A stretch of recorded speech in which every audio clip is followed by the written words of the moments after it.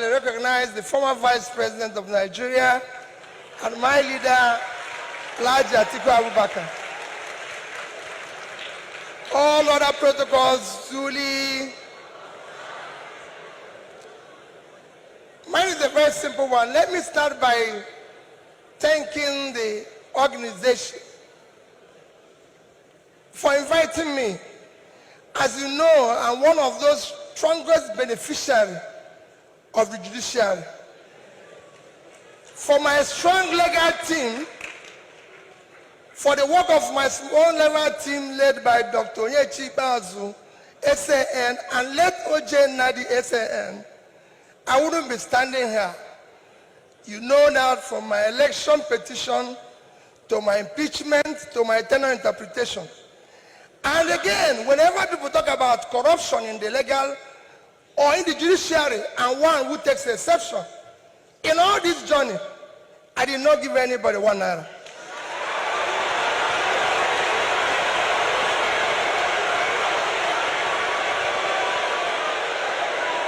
So for me,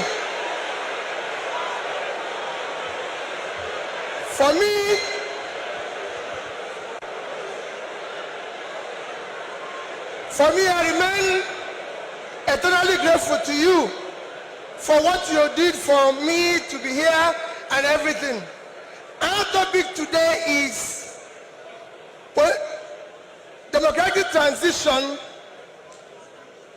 in the 21st century Nigeria, 2023 and beyond. I think it's for great people like you or people like Chimamanda I invited, but for me as a trader, I'll try to contribute in my own little way, the way I think we should go. For me, democracy have a simple description. Government of the people, by the people, for the people. That means everything about democracy is the people. And transition means changing from one thing to the other. And for me, Nigeria needs urgent transition from being a highly insecure country to a secure country, from a disunited country to a united country, from corruption to a transparent country, from a country of lawlessness to a country of law and order. But in all this, it is important that we look at where we are today for people to understand the gravity of the journey we are going to take if we are going to transit. Where are we today? Nigeria have qualified to be a failed state. We have met the 2 or 3 biggest characteristics of a failed state. Number one is when you're no longer in charge of your territory. Today, we are among the top terrorized countries of the world. We are among the top kidnapping countries of the world. Banditry, criminality, bandits have taken over some parts of this country. Nigerians are being killed daily. All sorts of criminality is going on daily. Even our most important source of foreign exchange revenue, oil, is today 80% stolen. That shows how bad it is. We are the only country, apart from Venezuela, who we know is their own is because of sanctions, that is not meeting up its OPEC quota. Every other country is begging for increase, but Nigeria is not meeting up its own. And you wouldn't believe the quantity that is missing. In July alone, our total average, our quota is 1.8 million. In July, our total average was 1,083,000 barrels a day. That means that in July, we lost 707,000 barrels per day. If you multiply that by 31 days, it will give you 22,200,000 227 barrels of oil that we lost. This is a country that needs dollar. If you sell it, if you sell that oil, if you sell the quantity we lost, this is July alone.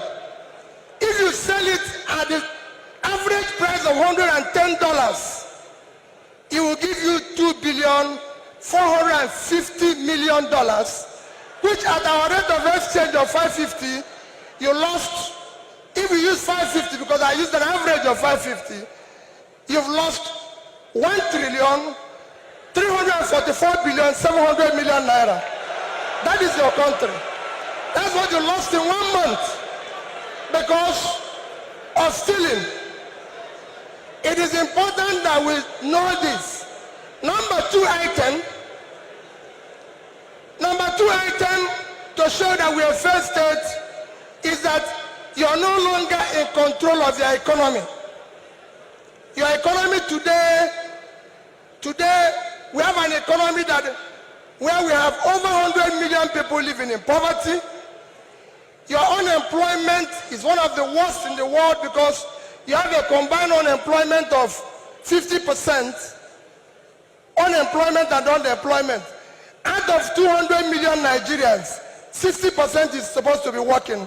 So you're supposed to have 120 million Nigerians working, but today Nigerians that are working are under 50 million. So 70-something million of Nigerians are not working, they are not productive. When you compare this to your productivity, you will see how low it is. But what is even worse, we're in a physical mess, total physical mess. Because of all this, between January this year and April, the total revenue of federal government of Nigeria is 1,630,000,000,000 naira. Their expenditure is 4,720,000,000,000. If you minus this, we have a deficit of 3.100,000,000,000.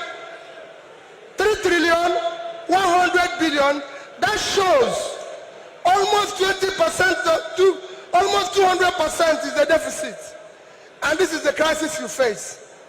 How did we come here? It's a cumulative effect of leadership failure over the years. Because it's 10%, I'll stop here, I would have talked about power. How did we come here? What are we going to do very quickly to come out of this? Very quickly, you need to have a visionary, articulated, competent leadership to start turning around this.